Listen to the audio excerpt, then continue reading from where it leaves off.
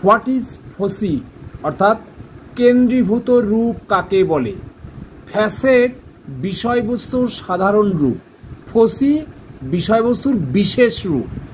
একটি ফ্যাসেট বা রূপের মধ্যে অনেকগুলি ফসি থাকে। এই ফসিগুলিকে এবার একটি উপরূপ বা সাব ফ্যাসেটের মধ্যে গোষ্ঠীগত করা প্রয়োজন হতে পারে কোনো উপবৈশিষ্ট্য অনুসারে। অবশ্য উপবৈশিষ্ট্য ওই ফ্যাসেট বা রূপ অনুযায়ী হওয়া প্রয়োজন।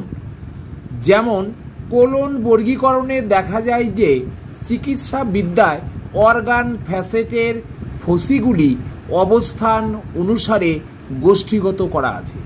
নিচে আমি লিটারেচার ক্লাস বা সাহিত্য শ্রেণীতে ফর্ম, ফ্যাসেট বা আকারগত রূপের মধ্যে যে সকল ফসি বা কেন্দ্রীভূত রূপ পাওয়া যেতে পারে সেগুলিকে আমরা নিম্নলিখিতভাবে গোষ্ঠীগত করতে পারি। যেমন আমি সাহিত্য মূল বিষয়কে নিয়েছি, সেইখানে তার ডিভিশনগুলো প্রথমে দেখাচ্ছি।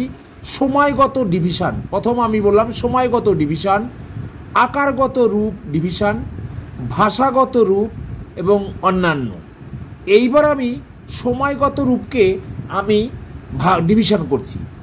অষ্টাদশ শতাব্দীর সাহিত্য, ঊনবিংশ শতাব্দীর সাহিত্য এবং অন্যান্য।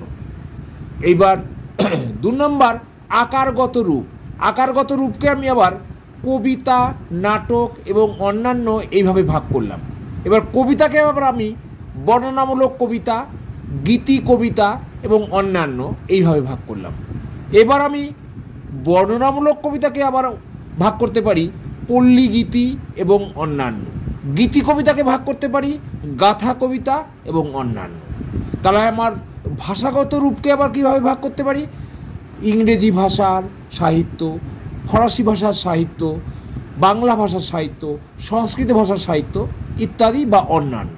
এইভাবে আমরা ফ্যাসেটের আন্ডারে ফসিগুলো কিভাবে গোষ্ঠীগত করা হয় সেটা তোমাদের উদাহরণের সাহায্যে বোঝাবার চেষ্টা করলাম। Thank you.